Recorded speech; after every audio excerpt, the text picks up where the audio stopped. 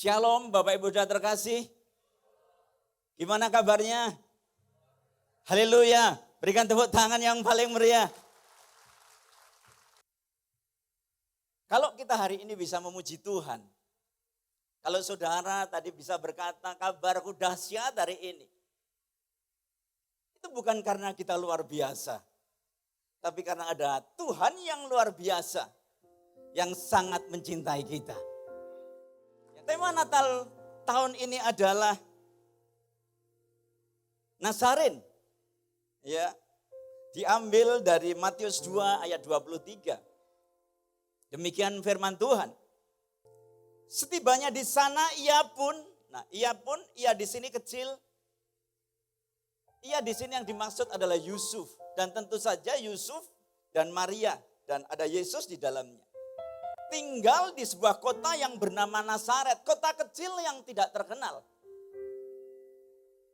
Hal ini terjadi supaya genaplah firman yang disampaikan oleh nabi-nabi bahwa ia akan disebut apa Bapak Ibu?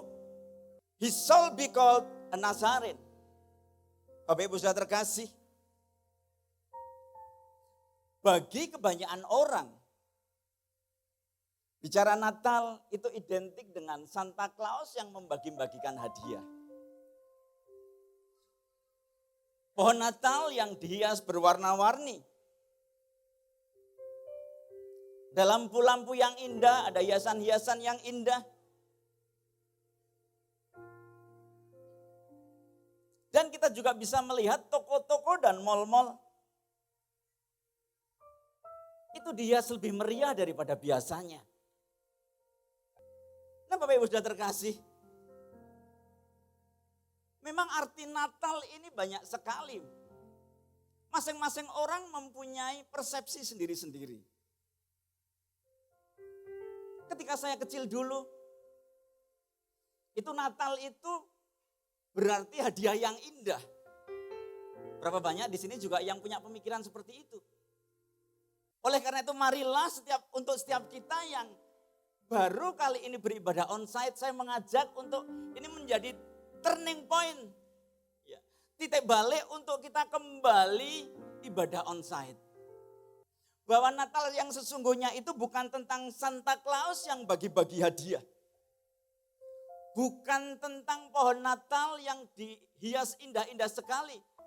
Nah arti Natal yang sesungguhnya adalah berbicara tentang Nazaren.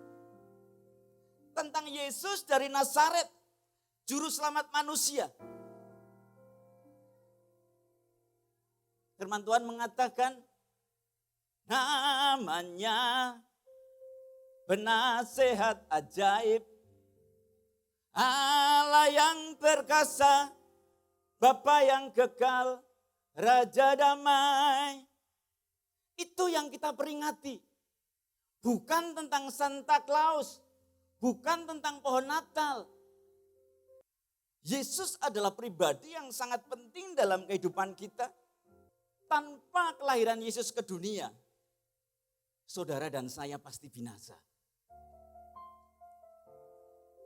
Sebab semua orang sudah jatuh ke dalam dosa dan upah dosa adalah maut. Sebab upah dosa ialah apa Bapak Ibu? Maut. Tetapi karunia Allah ialah hidup yang kekal di dalam siapa? Kristus Yesus Tuhan kita.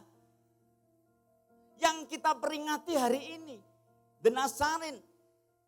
Orang dari Nazaret.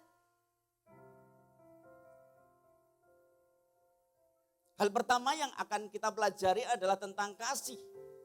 Kasih Tuhan yang begitu besar dalam kehidupan kita. Buka bersama saya di dalam Yohanes 3 ayat 16 dan 17.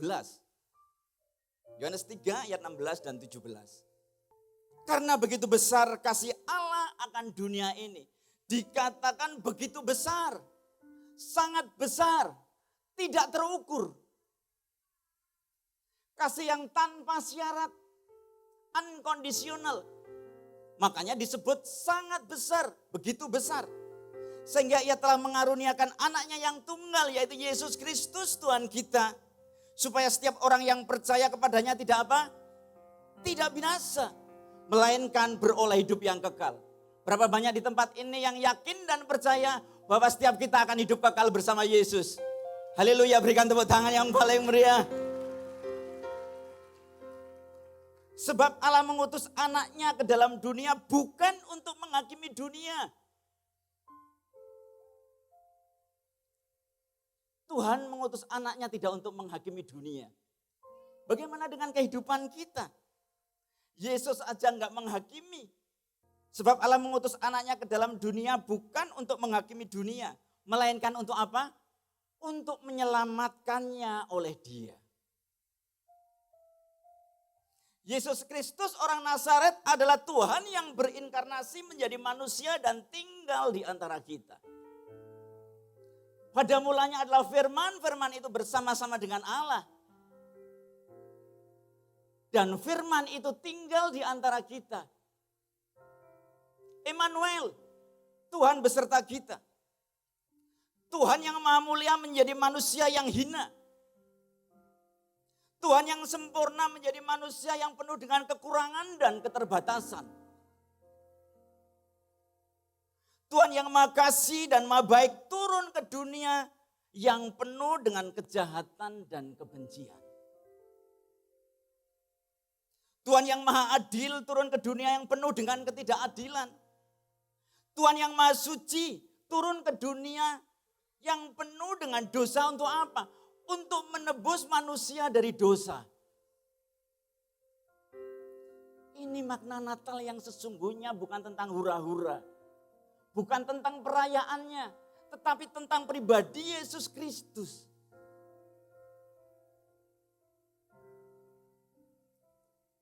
Saudara, kita, saudara dan saya seharusnya binasa. Tetapi kita beroleh keselamatan yang kekal. Itu karena kebaikan Tuhan. Bukan karena saudara dan saya baik, tapi semata-mata oleh karena kebaikannya. Kita diterima Tuhan atau enggak itu enggak bisa ditimbang-timbang. Kalau kebaikannya itu lebih banyak daripada kesalahannya, lalu masuk surga, enggak bisa seperti itu. Kita masuk surga itu karena kasih karunia. Karena korban Yesus di atas kayu salib. Ditimbang-timbang gak mungkin. Sebab seperti yang sudah kita baca tadi bahwa semua orang sudah jatuh ke dalam dosa. Sebaik apapun kita sudah jatuh ke dalam dosa. Karena apa? Ya karena pelanggaran ketidaktaatan oleh Adam. Dia yang tidak berdosa, tidak punya salah apapun, disalibkan. Sesungguhnya dosa kitalah yang ditanggungnya. Sakit penyakit kitalah yang ditanggungnya. Oleh karena bilur-bilurnya, kita sudah sembuh.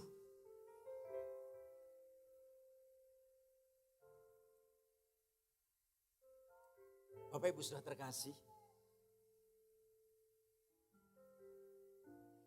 Setiap kita ini dilahirkan, kita rindu untuk hidup. Kalau kita pindah tempat supaya mendapatkan sesuatu yang lebih baik. Misalnya seperti saya pindah dari Jawa Tengah ke Bali dengan harapan saya memperoleh sesuatu yang lebih baik. Dan puji Tuhan, Tuhan kita nggak pernah bohong, janjinya pasti ditepati. Dan hari ini saya diselamatkan oleh Tuhan. Tapi Yesus Kristus dilahirkan itu untuk mati, saudara. Yesus Kristus pindah dari surga ke bumi yang penuh dengan kejahatan. Itu karena besarnya kasih Tuhan kepada saudara dan saya. Pada hari ketiga Yesus bangkit dari orang mati. Yesus mati untuk bangkit. Sebab tanpa kematian tidak akan mungkin ada kebangkitan. Hari ini ada kabar baik buat saudara semua, Bapak Ibu sudah terkasih. Setelah sekitar 3 tahun kita mengalami yang namanya pandemi. Ada harapan di dalam Tuhan. Usahamu yang mati akan dibangkitkan oleh Tuhan Yesus. Yang setuju berikan tepuk tangan yang paling meriah. Sebab tidak ada yang mustahil bagi Tuhan dan bagi setiap kita yang percaya kepadanya. 40 hari kemudian Yesus naik ke surga. Tuhan Yesus mempersiapkan kita supaya di mana Yesus berada, kita pun berada. Ada jaminan di dalam Dia.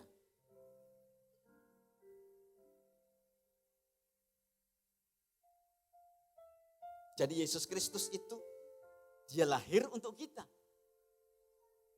Dia mati untuk kita. Dan Dia bangkit untuk kita. Yesus Kristus datang untuk semua umat manusia. Tetapi catat, hanya yang percaya, mengaku dan menerima Yesus Kristus sebagai Tuhan dan Juru Selamat. Dia yang mendapat jaminan hidup kekal. Dan itu adalah saudara dan saya. Kita mengambil keputusan yang benar untuk menerima Dia sebagai Tuhan dan Juru Selamat satu-satunya dalam kehidupan kita. Sebab di bawah kolong langit ini tidak ada satu nama pun selama nama Yesus yang berkuasa.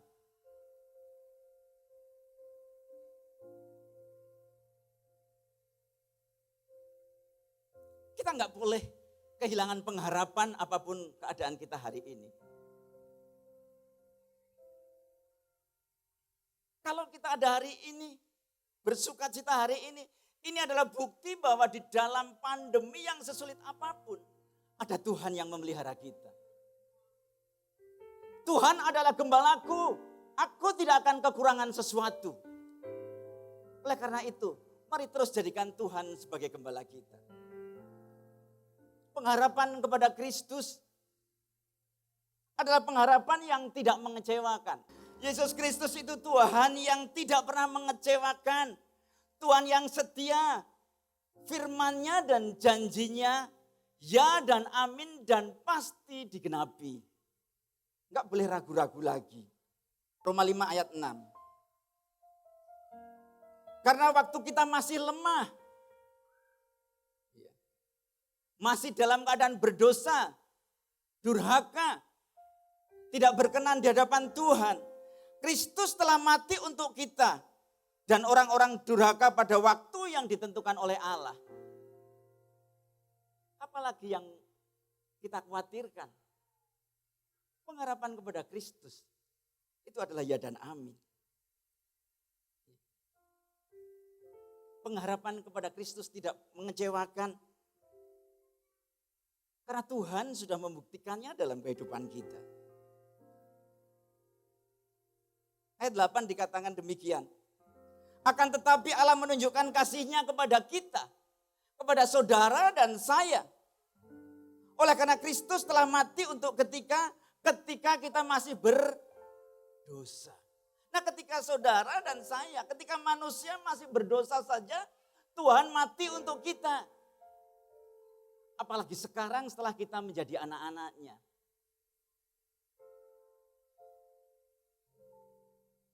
Kemanapun Yesus pergi, selalu ada banyak orang yang mengikuti Yesus.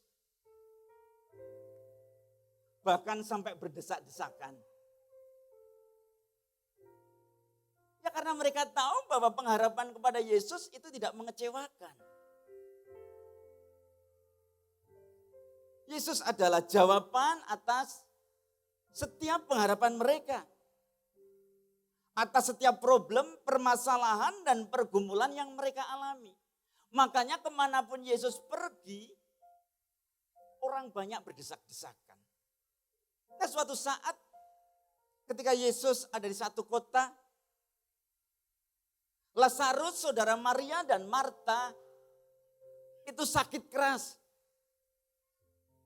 Kemudian Maria dan Marta mengutus orang untuk menyampaikan kepada Yesus untuk mengatakan bahwa Lazarus itu sakit keras. Untuk Yesus datang dan menyembuhkan Lazarus. Tetapi yang terjadi, Yesus masih melayani di sana dan di sini. Sehingga ketika Yesus datang sampai ke rumah Maria dan Marta, Lazarus sudah mati 4 hari.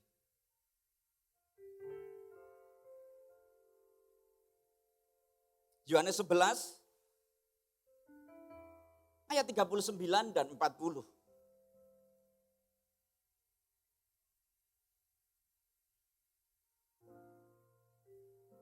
Kata Yesus, angkat batu itu, batu yang menutupi kuburannya Lazarus.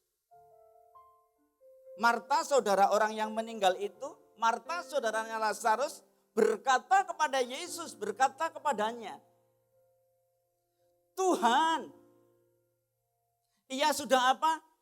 Berbau.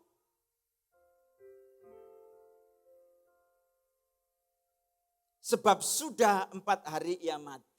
Ini dia berkata demikian loh. Tuhan gak mungkin terlambat. Hari ini kita belajar. Di dalam Tuhan tidak ada yang terlambat.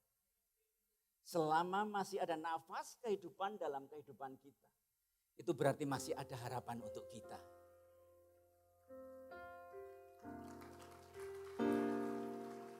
Apapun keadaan saudara saat ini, gak ada yang terlambat. Mungkin orang-orang di sekitar kita berkata, gak ada gunanya kamu minta kepada Yesus, sudah terlambat. Ini sama dengan yang dikatakan oleh Marta, Tuhan itu ia sudah berbau, sebab sudah 4 hari ia mati. Bahasanya kan sama, gak mungkin terlambat Tuhan. Ayat 40 dikatakan, jawab Yesus, bukankah sudah kukatakan kepadamu, jikalau engkau percaya engkau akan melihat kemuliaan Allah. Mari Bapak Ibu Saudara terkasih. Mungkin bagi orang-orang di sekitar kita, bagi orang-orang di sekitar Bapak Ibu Saudara sudah enggak ada harapan. Tetapi pengharapan kepada Yesus itu enggak pernah sia-sia. Sebab ia setia.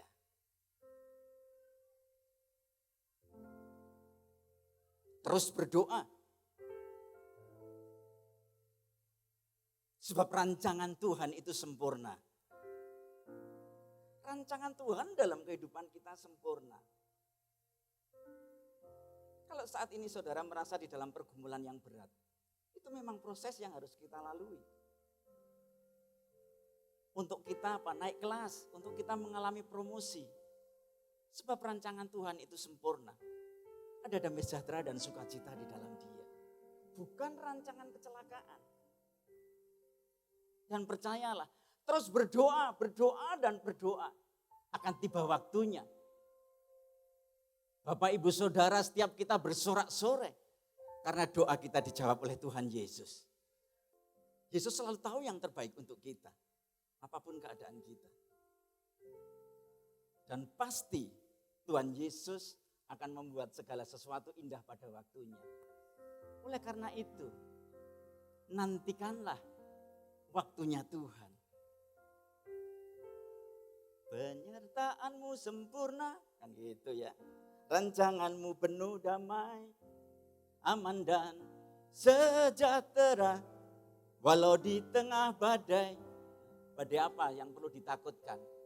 Kalau Tuhan Yesus bersama dengan kita, Yesus berkata stop. Dan badai itu pasti berhenti. Kalau hari ini itu hujan deras juga gak usah ngeluh. Karena Tuhan sudah mati untuk kita dan gak pernah ngeluh.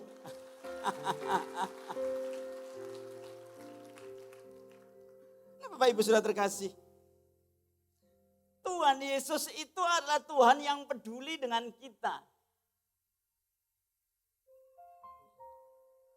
Sudah dahsyat dan peduli. Nah, kalau kita punya teman yang dahsyat tapi nggak peduli sama kita, ya nggak ada gunanya, betul ya? Nah, Tuhan kita ini luar biasa, dahsyat dan peduli dan kasihnya begitu besar kepada kita. Kalau Bapak, Ibu sudah terkasih dalam pergumulan, itu bukan karena kutukan, karena Tuhan mau mempermuliakan dirinya melalui permasalahan saudara. Yang setuju berikan tepuk tangan. Oleh karena itu mari saat ini kalau kita mengalami pergumulan, jangan mengeluh. Joy for the Lord is our strength. Sukacita di dalam Tuhan adalah kekuatan. Bukan bersukacita atas permasalahan yang kita alami, tapi sukacita. Karena Tuhan yang setia, yang pasti membela kita. Nah Bapak Ibu sudah terkasih. Ketika Bartimeus mendengar bahwa Yesus orang Nazaret dan Nazaren itu lewat di tempatnya, pengharapannya itu muncul. Saya berharap setiap Bapak Ibu Saudara yang datang ibadah perayaan Natal, itu pengharapannya muncul. Seperti yang dialami oleh Bartimeus tadi.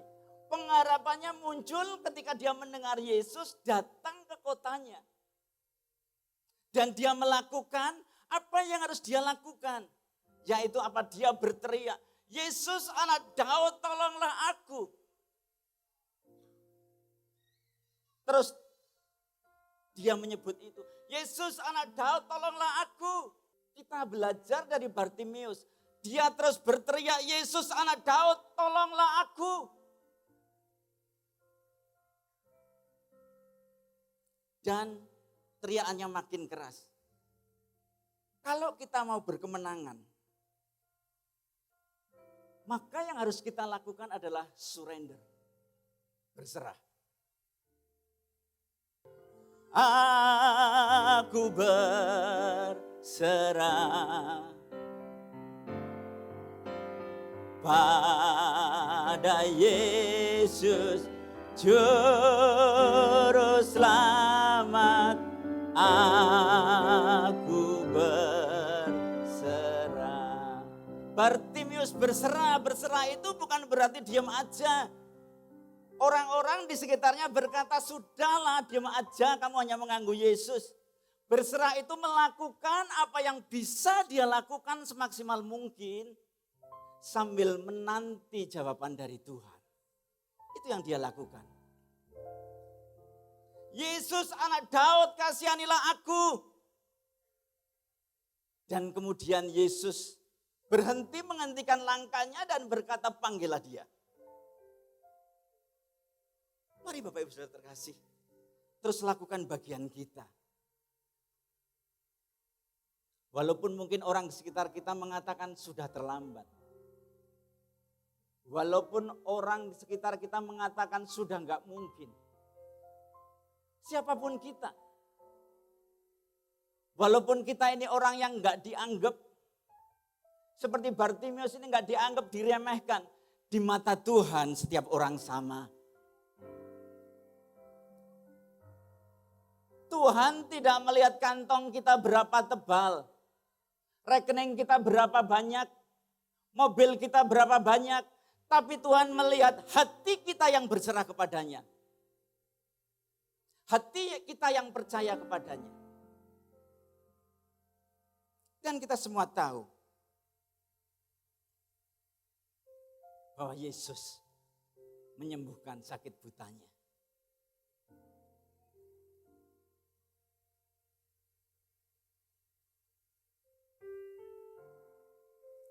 Bapak Ibu ingat, yang diminta oleh Bartimeus adalah apa? Sembuh dari sakit buta. Bukan Tuhan, aku mau gak jadi pengemis lagi, aku mau jadi kaya. Tuhan akan menjawab kita sesuai dengan kebutuhan kita, bukan keinginan kita. Mungkin keinginan kita itu bukan merupakan kebutuhan kita bagi Tuhan. Oleh karena itu, Tuhan belum memberikan. Yang perlu kita lakukan adalah upgrade hati kita. Supaya nanti ketika Tuhan memberkati kita, kita nggak sombong lagi. Pastikan untuk kita nggak sombong ya. Tuhan Yesus adalah Tuhan yang peduli. Tuhan yang mengerti segala persoalan yang kita hadapi.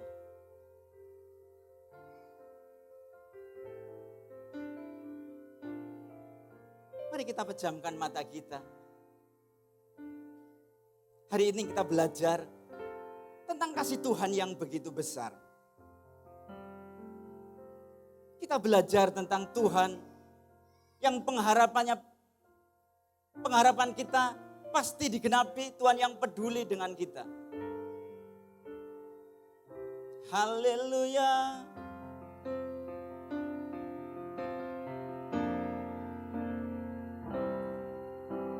Allah mengerti, Allah peduli segala persoalan yang kita hadapi, tak akan pernah dibiarkannya ku bergumul sendiri, sebab